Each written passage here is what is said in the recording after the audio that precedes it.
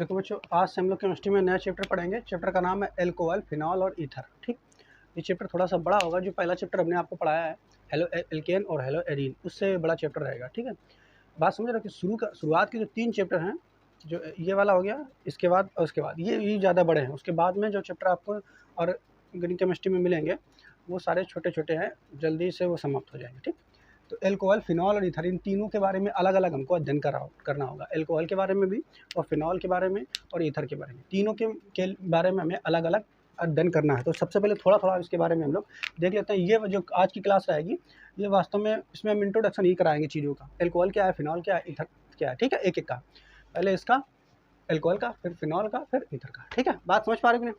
तो अगर हम बात करें एल्कोहल की, सबसे पहले आपको समझना क्या कि कोई भी जो कार्बनिक यौगिक होता है, कोई भी कार्बनिक यौगिक, ठीक है, या उसको हाइड्रोकार्बन यौगिक कह देंगे। ठीक है, ये कार्बन की श्रृंखला जो होती है, आपको पता है कि उसको हम आर से प्रदर्शित करते हैं। क्या, किससे प्रदर्शित करते हैं? आर से। जैसे अगर हम ये कहते हैं CH3 single bond CH2 single bond CH3, ठीक है, बराबर है कार्बन। तो ये कार्बन की एक श्रृंखला है, हाइड्रोकार्बन यौगिक है कि नहीं, है ना।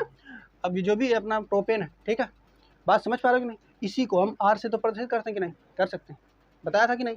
अच्छा, अब यहाँ पर अगर हम क्या करें, इसमें क्या किया जाए कि इसके एक हाइड्रोजन को यहाँ से प्रतिस्थापित कर दिया जाए किसी दूसरे अन्य समूह के द्वारा। बात समझ पा रहे हो कि नहीं? हमने क्या बताया, एक हाइड्रोजन को प्रतिस्थापित करके, प्रतिस्थापन का मतलब जैसे ही आप समझेंगे कि उसको हटा करके उसकी जगह कोई दूसरा जुड़ जाए, वो उसकी जगह जुड़ जाएगा। ठीक है, तो यहाँ पर अगर कोई भी समूह आ करके इसको प्रतिस्थापित कर दे और प्रतिस्थापित करने के बाद खुद यहाँ पर स्वयं जुड़ जाए, तो ये जो हाइड्रोकार्बन है, इसका नाम है, बिल्कुल गुणधर्म ही चेंज हो जाएगा। मेरी बात समझ पा रहे हैं? तो गुणधर्म कैसे चेंज हो जाएगा? बिल्कुल चेंज हो जाएगा। जैसे यहाँ पे आप समझेंगे, जैसे यहाँ पर एक ही हाइड्रोजन है, इसको यहाँ से प्रतिस्थापित कर दिया जाए एक OH समूह से। किससे कर दिया जाए? OH।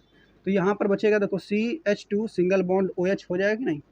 और ये जो है, अब ध्यान से अगर आप देखेंगे तो ये जो है ROH हो जाएगा कि नहीं। और ये बन जाएगा एक एल्कोहल। क्या बन जाएगा? मेरी बात समझ पा रहे हैं? क्लियर? ठीक है, तो ये एक एल्कोहल हो जाएगा। और एल्कोहल के गुणधर्म जो होते हैं वो एल्केन से बिल्कुल अलग होते हैं कि नहीं। मेरी बात समझ पा रहे हो? हमने क्या बताया, पहले ही एक एल्केन था, और जैसे ही कोई समूह एक आया और उसने क्या किया, इसके साथ जुड़ के एक नया यौगिक बना दिया, जुड़ा और जुड़ करके एक नया यौगिक बन गया कि नहीं। और जो नया यौगिक बना है, वह यौगिक पहले वाले यौगिक से बिल्कुल अलग है, बिल्कुल भिन्न है। उसके गुणधर्म, उसके अनुप्रयोग, सब कुछ अलग है। बात समझ पा रहे हो कि नहीं? ठीक है, नहीं समझ पाए? समझ में आया कि नहीं? जैसे एल्केन के अनुप्रयोग अलग होते हैं। अनुप्रयोग का मतलब ये है कि उसका काय में हम उपयोग कर सकते हैं। ठीक है, और एल्कोहल के अनुप्रयोग अलग अलग होते हैं। बात समझ पा रहे हो कि नहीं? बिल्कुल ही अलग यौगिक बन गया। तो वास्तव में जो ये समूह आकर के जुड़ते हैं और जुड़ करके जो तुम्हारा एल्केन है वो दूसरे यौगिक में बन गया है, और दूसरा यौगिक जो है उसके गुणधर्म, अनुप्रयोग सब कुछ अलग हो चुके हैं। तो ऐसे समूहों को हम कहते हैं क्रियात्मक समूह। क्या कहते हैं ऐसे समूहों को हम? क्रियात्मक समूह। तो OH जो ये है, OH ये क्या है? क्रियात्मक समूह है। तो क्रियात्मक समूह के बारे में हमने आपको बताया था कि नहीं? क्रियात्मक समूह, बताओ बच्चों, नहीं बताया था क्रियात्मक समूह के बारे में? जब बेसिक केमिस्ट्री आपको बता रहे थे तो वहाँ पे आपको क्रियात्मक समूह बहुत सारे आपको बताए थे, और उसकी सीरीज़ भी आपको याद करने के लिए बताई थी कि आप इसका क्रम भी याद करिए। सबसे बताया था कि नहीं? और वहाँ पे ये भी बताया था कि सबसे जो प्राथमिकता सबसे ज़्यादा देनी है, वो वाला क्रियात्मक समूह कौन होता है?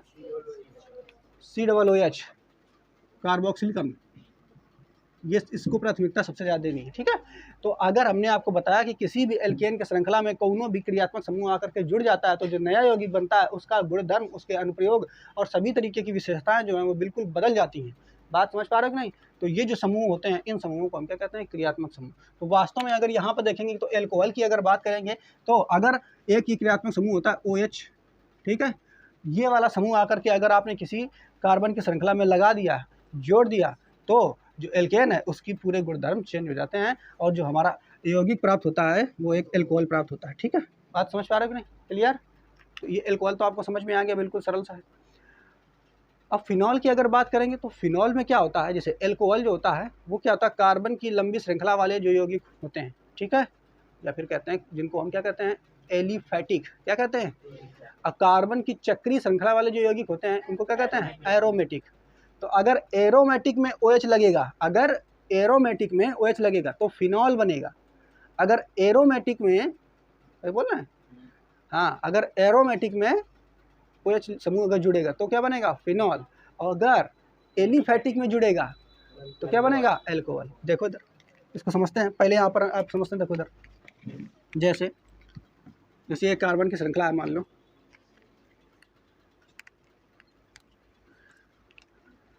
CH3 single bond CH2 single bond CH3, ठीक। इसमें किया क्या गया है? इसका एक हाइड्रोजन प्रतिस्थापित कर दिया गया। एक हाइड्रोजन क्या किया गया है? प्रतिस्थापित। यहाँ से एक हाइड्रोजन निकल गया और इसकी जगह जो हाइड्रोजन निकलेगा वहाँ जुड़ कौन गया है? OH समूह जुड़ गया है। तो यहाँ पर आप क्या देखेंगे? हमें जो यौगिक मिलेगा वो कौन मिलेगा? CH3 single bond CH2 single bond CH2 और सिंगल बॉन्ड OH। ये एक एल्कोहल हमें मिल जाएगा। क्या मिल जाएगा? मेरी बात समझ पाए? वास्तव में जो ये लंबी श्रृंखला है, तो लंबी श्रृंखला वाले जो यौगिक होते हैं, जब हम आपको कार्बन का वर्गीकरण बता रहे थे तो बताया था कि जो श्रृंखला वाले यौगिक होंगे उनको हम एलिफैटिक कहते हैं। क्या कहते हैं? और जो चक्रीय संरचना बनाते हैं कार्बन को, उनको एरोमेटिक कहते हैं। तो ये एक एलिफैटिक है कि नहीं? तो एलिफैटिक में H हटा करके इसको प्लस लिख दें, OH जुड़ गया। क्या जुड़ गया? OH। तो जो ये बना है इसी को कह देंगे एल्कोहल। क्या कह देंगे? एल्कोहल। बात समझ पाए? अब इसके गुणधर्म अलग हैं, इसके गुणधर्म अलग हैं। तो वही तो बात हम आपको बता रहे हैं कि जब कोनो समूह किसी हाइड्रोजन को हटा करके उस जो एल्केन है उसमें आकर के जुड़ जाता है तो जो नया यौगिक बनता है उसके गुणधर्म, उसके अनुप्रयोग सब कुछ अलग अलग होते हैं। मेरी बात समझ पाए कि नहीं? ठीक है। जैसे एल्केन वगैरह ऐसे, ठीक है, पॉलीएथेन, ठीक। तो पॉलीएथेन वगैरह से हम उसका पॉलीथीन का निर्माण करते हैं, एल्केन वगैरह, और बहुत सारी चीज़ें आपको बताई जाएंगी। जबकि एल्कोहल का तो अनुप्रयोग आपको अच्छे से पता ही है? नहीं पता है एल्कोहल का अनुप्रयोग? पता है ना? हाँ, तो एल्कोहल का ये अनुप्रयोग होता है। इसके अलावा और भी बहुत चीज़ें होती हैं एल्कोहल के अनुप्रयोग के लिए। फिनॉल का अनुप्रयोग अगर जानेंगे, अभी फिनॉल कैसे बनती है वो भी आपको बताते हैं। पहले वो देखो फिर बताते हैं उसको। अब अगर हम इसको अगर वैसे दिखाएं बच्चों, इसके सूत्र के रूप में अगर इसको केवल दिखाएं, ठीक है, तो हम ऐसे दिखा सकते हैं। इसको R से दिखा सकते हैं, R से दिखा सकते हैं। एरो H निकल रहा है और इसके R है तो इसका मतलब ये हाइड्रोजन तो भी तो होगा कहीं ना कहीं। तो बस यहाँ पे जुड़ कौन रहा है? OH। तो यहाँ बन क्या जाएगा? देखो, इस पूरी की जगह R और सिंगल बॉन्ड OH। अब तुम्हें जो भी यहाँ पे एल्केन लेना है उस हिसाब से अपना एल्कोहल का निर्माण आप कर लेंगे। बताओ बच्चों। तो ये जो श्रृंखला आपको दिखाई दे रही है इसको हम क्या कहते हैं? एलिफैटिक। बताओ, ये सब बताया था कि नहीं? जो बेसिक केमिस्ट्री नहीं पढ़ा है उसको नहीं समझ में आएगा। एलिफैटिक, ठीक, समझ पाए? तो ये हो गया तुम्हारा बेसिक।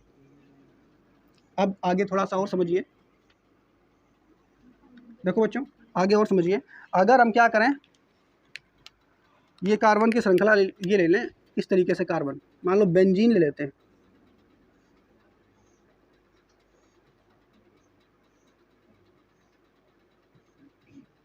ठीक है, बेंजीन लेते हैं। बेंजीन में भी यही काम किया जाए जो उसमें किया था। बेंजीन में भी यही काम किया जाए उसमें किया था। तो क्या किया था? H इसे निकाल देते हैं और OH जोड़ देते हैं। OH समूह यहाँ पे जोड़ देते हैं, ठीक है।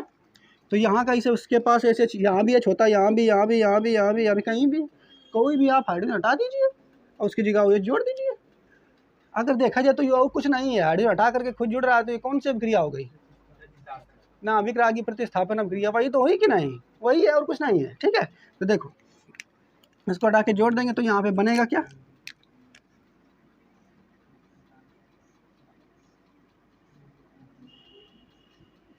यहाँ पे OH जुड़ गया। तो ये जो बना है इसे कहेंगे फिनॉल। क्या कहेंगे? ये एल्कोहल था। ये क्या था? ये एल्कोहल बना था, ठीक। और ये क्या बना है? फिनॉल। बात समझ पाए? क्लियर? तो हमने क्या बताया, ये जो यौगिक है ये कैसा है? एरोमेटिक। ये कैसा है? एरोमेटिक।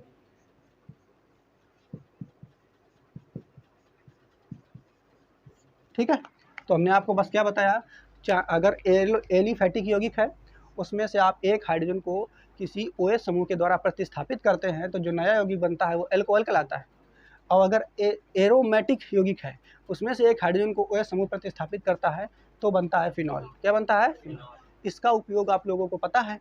और फिनॉल का उपयोग अक्सर जो किया जाता है तो वास्तव में जो ये मक्खियाँ मच्छर ये होते हैं, ठीक है, इन छोटे छोटे जो कीड़े मकोड़े होते हैं इनको मारने के लिए किया था, ठीक है।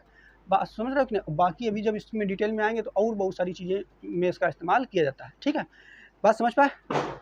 बहुत से कार्बनिक यौगिक मिलेंगे जिसमें तुम्हें ये वाले समूह मिल जाएंगे आगे, ठीक है। बात समझ पाए? इसके अलावा जैसे हम बात करते हैं जो अल्कोहल, फिनॉल और ईथर में, इसमें इसका अनुप्रयोग अगर देखेंगे तो और बहुत सारे उपयोग हमारे दैनिक जीवन में होते हैं। जैसे हम अब बात करेंगे वसा हो गई, ठीक है, जो शरीर में वसा होती है। वसा का मतलब समझते हैं आप लोग, ठीक है। वसा का मतलब समझिए चर्बी, ठीक है। बात समझ रहे हैं कि नहीं? जो घी वगैरह होता है उससे वसा का निर्माण ज़्यादा हो जाता है। तो होता क्या है, इसमें OH समूह ही उपस्थित रहता है। कौन समूह उपस्थित रहता है? OH समूह। इनके यौगिकों में OH समूह ही उपस्थित रहता है। बात समझ पा रहे हो नहीं? जो कागज़ वगैरह होता है, तो कागज़ का निर्माण जो होता है, तो उसके अगर कागज़ का निर्माण के अंतर्गत अगर हम देखेंगे उसके फार्मूले की अगर बात करेंगे तो उसमें भी OH समूह उपस्थित रहता है। कौन समूह उपस्थित रहता है? OH। बात समझ पा रहे हैं कि नहीं? इसके अलावा अगर आप समझिए कि अगर ये OH समूह नहीं होता है, उधर जाओ, अगर ये OH समूह नहीं होता तो आप समझिए कि कागज़ वागज़ वगैरह का निर्माण सही से नहीं हो पाता। जब नहीं हो पाता तो आप पढ़ाई लिखाई सही से कर पाते हैं? नहीं कर पाते। बात समझ पा? खाने की चीज़ों में इसके अलावा कीड़े मकोड़े मारने के लिए भी इनका उपयोग इस्तेमाल किया जाता है। तो इस चैप्टर के अंतर्गत हम बहुत सारे अनुप्रयोग पढ़ेंगे, तो इसलिए ये चैप्टर हमारे लिए बहुत ज़्यादा इंपॉर्टेंट हो जाता है। बात समझ पा रहे हो कि नहीं? क्लियर? तो इतनी बात आपको समझ में आ गई होगी कि हमें एलिफैटिक यौगिक और एरोमेटिक यौगिक के द्वारा किस तरीके से हमें अल्कोहल बनाना है और किस तरीके से हमें फिनॉल बनाना है। ईथर की बात हम लोग आगे करेंगे, ठीक है। बात समझ पा रहे हैं? ईथर थोड़ा सा आप जानते हैं ईथर किसे कहते हैं? R सिंगल, ये एथर का सामान्य फार्मूला होता है। अभी आप इतना ही जानिए, जब ये आएगा तब वहाँ पर इसके बारे में विशेष रूप से चर्चा की जाएगी। तो आज जो हम लोग बेसिक रूप से पढ़ेंगे, हम लोग पढ़ेंगे अल्कोहल के बारे में। किसके बारे में पढ़ेंगे? अल्कोहल, ठीक है। फिर पढ़ेंगे हम लोग फिनॉल के बारे में, ठीक, फिर ईथर के बारे में, ठीक है। तो यहाँ पर इसमें देख लेते हैं, जो हमने आपको बताया वही लिखा हुआ है किसी भी हाइड्रोकार्बन यौगिक के एक या एक से अधिक हाइड्रोजन परमाणु के दूसरे परमाणुओं या समूहों द्वारा प्रतिस्थापन से पूर्णतः नए यौगिकों का निर्माण होता है, ठीक है। बताया कि नहीं? वही बात लिखिए, जिनके गुणधर्म तथा अनुप्रयोग बिल्कुल भिन्न होते हैं, ठीक है। आगे इसमें लिख लेंगे कि अगर एलिफैटिक यौगिक में हाइड्रोजन OH समूह के द्वारा प्रतिस्थापित होता है तो जो नया यौगिक बनता है उसे हम अल्कोहल कहते हैं। कह लेंगे कि नहीं? ये परिभाषा आप लिख लेना। और यदि एरोमेटिक यौगिक में, ठीक है, एरोमेटिक यौगिक में हाइड्रोजन OH समूह द्वारा प्रतिस्थापित होता है तो जो नया यौगिक बनता है उसे हम फिनॉल कहते हैं। बात समझ पाए? ठीक है, नहीं लिख लेंगे इतना। अब फिर हम लोग क्या करेंगे? अल्कोहल का वर्गीकरण करेंगे। क्या करेंगे? वर्गीकरण। अल्कोहल आप समझ चुके हैं, अब अल्कोहल का वर्गीकरण हम लोग देखेंगे। वर्गीकरण का मतलब ये होता है कि कितने प्रकार का अल्कोहल होता है, ठीक है। जैसे अगर आदमी है, हम भगवान ने आदमी बनाया, तो आदमी का भी वर्गीकरण किया है कि नहीं? लंबाई के आधार पर वर्गीकरण करते हैं हम आप, ठीक है। आप लोगों का वर्गीकरण लंबाई के आधार पर कर दें, ठीक है। तो कोनो नटवा रहेगा, कोनो लंबा रहेगा कि नहीं? समझ रहे हो कि नहीं भाई? वो कैटेगरी बना दें कि इतने सेंटीमीटर से कम वाले जो है जिनकी लंबाई कम है, हम कहते हैं कि 140 सेंटीमीटर से जिसकी लंबाई कम है, 140 ज़्यादा कम कर दिया, 150 से जिसकी कम है तो वो सब नटवा हैं। और इससे जो लंबे हैं उनको लंबे कहेंगे, लंबू बोल देंगे उनको, ठीक है। तो एक ये वर्गीकरण हो गया। रंग के आधार पर वर्गीकरण कर दें, हैं, जिसका रंग जो है चकट गोर है तो वो गोरा कही देंगे, और करिया है तो करिया कही देंगे, है ना। अन्य चीज़ों के आधार पर वर्गीकरण आप कर सकते हो कि नहीं? समझ रहे हो कि नहीं? अगर आप हिंदी बोलते हो तो भाषा के आधार पर वर्गीकरण दें। हिंदी अगर आप बोलते हो तो आप जो है भारतीय हो, अंग्रेजी बोलते हो तो अंग्रेजवा हो, उर्दू बोलते हो तो पाकिस्तानी, बम फोड़ने वाले। तो ऐसे वर्गीकरण हो सकता है आदमी का? नहीं। बहुत जिस आधार पर चाहो आप वर्गीकरण कर सकते हो, अपने घर में वर्गीकरण कर सकते हो, ठीक है। नहीं कर सकते हो, जिसकी एज जो है एज के आधार पर वर्गीकरण कर दो, पढ़ाई के आधार पर वर्गीकरण कर दो कि कक्षा 10 से जो ऊपर पढ़े हुए हैं उनको हम पढ़े लिखे मानेंगे और जो कम पढ़े हुए हैं उनको अनपढ़ मानेंगे। कक्षा से 10 वाले से नीचे वाले रहेंगे उनको कम मानेंगे, अनपढ़। बात समझ रहे हो कि नहीं? आजकल तो ऐसी पढ़ाई हो गई है, पास कर देते हैं आप। कक्षा 10 तक तो आप फेल नहीं होगे, कक्षा 10 9 तक तो बिल्कुल फेल नहीं होते। करते हैं फेल? नहीं करते। हम लोगों के ज़माने में कक्षा 4 में फेल कर देते थे हम लोगों की टीचर यदि 4 में फेल कर देती, अगर नहीं सही तो 4 में फेल। अब आजकल 4-5 में कौन फेल होता है? नहीं फेल होता। कुछ ना हो तो वो पास हो जाए। तो वर्गीकरण ऐसे किसी भी चीज़ का अन्य कई आधारों पर किया जा सकता है। ऐसे ही यहाँ पर अगर देखेंगे तो अल्कोहल का वर्गीकरण भी हम लोग यहाँ पे 2 आधार पे करेंगे, और उसके आधार पे करने के साथ साथ हम लोग क्या करेंगे, उनको देखेंगे कितने प्रकार का होता है, ठीक है। तो पहला वर्गीकरण जो हमने किया है वो OH समूह की संख्या के आधार पर, यानी जो OH समूह की संख्या के आधार पर, समझ रहे हो, किसी भी, जैसे यहाँ पे बना है, यहाँ पे कार्बनिक यौगिक है, ये भी कार्बनिक यौगिक है, ये भी कार्बनिक यौगिक है, इसमें OH कितना है? एक। तो अगर एक कार्बनिक यौगिक है तो इसका कुछ अलग नाम रखेंगे, कार्बनिक यौगिक बोल है। अगर एक OH समूह है तो इसका अलग नाम, अगर OH समूह 2 होंगे तो अलग, 3 होंगे तो अलग, 4 है तो अलग, 5 है तो अलग, ऐसे करके जितने ज़्यादा ये होंगे OH समूह उसी आधार के आधार पर हम इसका वर्गीकरण करें। फिर अगला देखो है COH में कार्बन में संकरण के आधार पर, यानी जो यहाँ पे देख रहे हो OH जिस कार्बन से जुड़ा हुआ है और वह OH समूह जिस कार्बन से जुड़ा हुआ है उस कार्बन में संकरण कौन सा है, sp2 है, sp3 है, sp है, ठीक है। तो इसके आधार पर भी वर्गीकरण हम लोग करेंगे, ठीक है। तो आज हम लोग वर्गीकरण केवल इसका देख लेते हैं और इसका वाला कल देख लेंगे, ठीक है। बात समझ पाए? तो पहला वर्गीकरण हम लोग देख लेते हैं, ठीक। वर्गीकरण का मतलब समझ पाया कि नहीं? वर्गीकरण हमेशा किसी ना किसी आधार पे किया जाता है। वर्गीकरण किस पे किया जाता है बच्चों? किसी ना किसी आधार पे किया जाता है। बात समझ पा रहे हो कि नहीं बच्चों? देखो तो देखो पहला वर्गीकरण हम लोग देख लेते हैं। पहला वर्गीकरण हम लोग देख लेते हैं, इधर ही कर लेते हैं इसको। पहला किसके आधार पर है? OH समूह की संख्या के आधार पर। तो OH समूह की संख्या के आधार पर,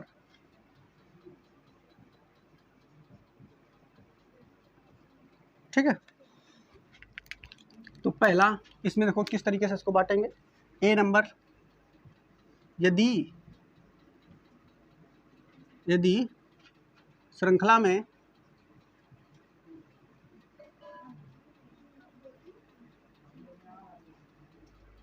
एक OH हो,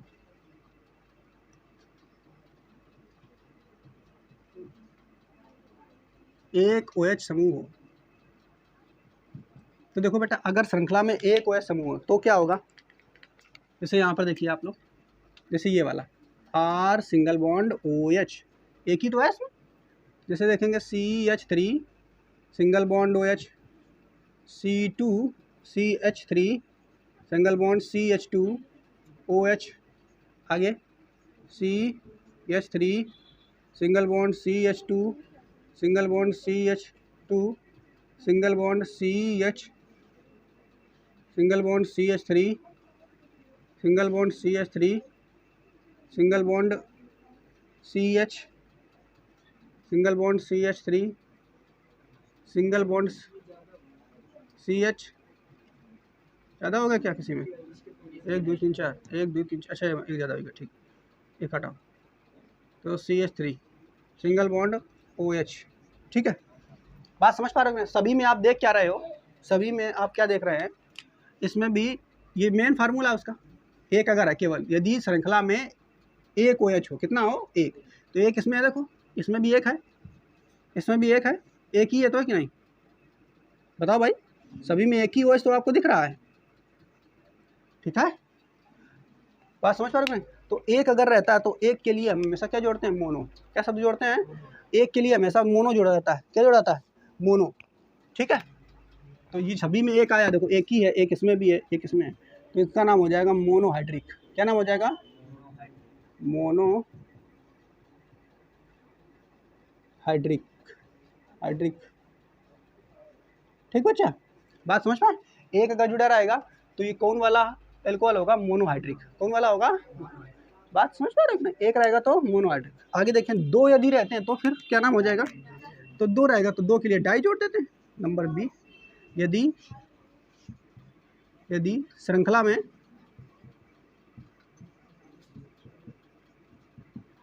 दो OH समूह,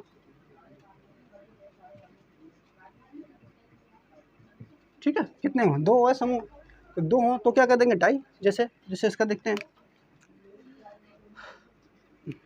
जैसे इसका देखते हैं पहला उदाहरण,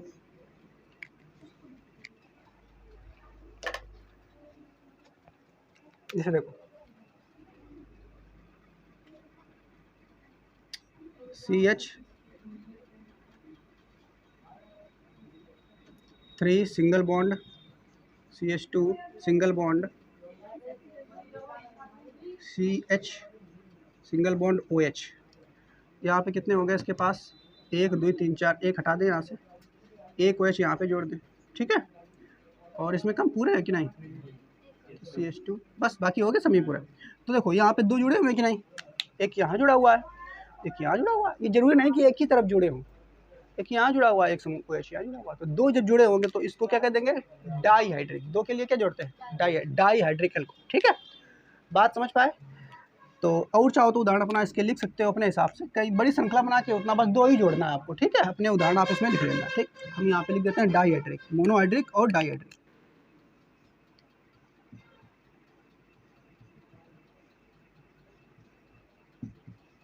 ठीक है बेटा, ये डाईहाइड्रिक। अगर 3 हो तो ट्राईहाइड्रिक हो जाएगा। 3 है तो लिख देना C नंबर। यदि 3 हो, यदि श्रृंखला में आप पूरा लिख लेना, 3 OH समूह हो तो उसके लिए क्या कर देंगे, ट्राईहाइड्रिक। जैसे इसका भी एक उदाहरण हम आपको दे देते हैं, CH3 single bond CH2 single bond CH2 single bond CH2 single bond CH। ठीक है, यहाँ पे एक OH जोड़ देते हैं, single bond CH2 single bond CH, और एक OH यहाँ जोड़ देते हैं, एक OH, 1 2 3 4 4, इसमें पूरे पूरे है ना, किस में जुड़ जाएगा, इसमें, चलो इसमें एक OH जोड़ देते हैं। ठीक है, तो इसमें 3 जुड़ गए। 3 अगर हो जाएगा तो ट्राईहाइड्रिक, 3 अगर जुड़ जाएगा तो सभी में ठीक है कार्बन श्रृंखला है। तो इसमें क्या हो जाएगा, ये इसको कह देंगे ट्राईहाइड्रिक।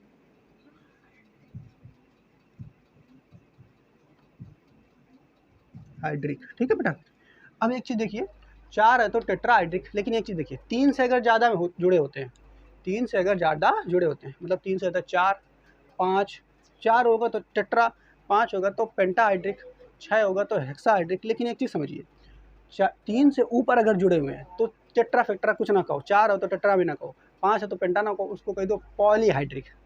क्या कहेंगे, पॉलीहाइड्रिक। बात समझ पा रहे हो नहीं। 3 से अगर ऊपर OH समूह जुड़े हुए हैं, एल्कोहल वाले समूह जुड़े हुए हैं, तो उसको क्या कह देंगे आप, पॉलीहाइड्रिक। बात समझ पा रहे हो, पॉली के अंतर्गत 3 से अगर ज़्यादा है, 3 से अगर ज़्यादा है तो वो क्या कहलाएंगे, सारे पॉलीहाइड्रिक। तो अगर जिसमें 4 OH समूह जुड़े हैं तो उसको पॉलीहाइड्रिक एल्कोहल नहीं कह सकते हैं, कह सकते हैं ना। ठीक है, 5 जुड़े हैं तब भी पॉलीहाइड्रिक, 6 जुड़े हैं तब भी पॉलीहाइड्रिक, 7 जुड़े हैं तब भी पॉलीहाइड्रिक, और जितने जुड़े हैं सब पॉलीहाइड्रिक में आ जाएंगे। बात समझ पा रहे हैं कि नहीं। तो ज़्यादा से ज़्यादा और अगर रहेंगे तो उनके लिए आप क्या कह देंगे, पॉलीहाइड्रिक। क्या कह देंगे, पॉलीहाइड्रिक। ठीक है, बात समझ पा रहे हो कि नहीं। तो इसको अभी आप अपना नोट कर लेना एक जगह पर। ठीक, तो इस तरीके से इसका वर्गीकरण पहला हम कर लेते हैं। उसके बाद अगला वर्गीकरण जो है ये वाला COH में कार्बन के संकरण के आधार पर, इसका वर्गीकरण हम लोग कल देखेंगे क्योंकि ये थोड़ा सा बड़ा है। ठीक, उस दूसरे वाले वर्गीकरण का कल देखेंगे। ये वाला समझ में आया होगा, आप इसको नोट कर लीजिए। ठीक है, बाकी कल इसके बाद देखेंगे आगे का चैप्टर। ठीक है।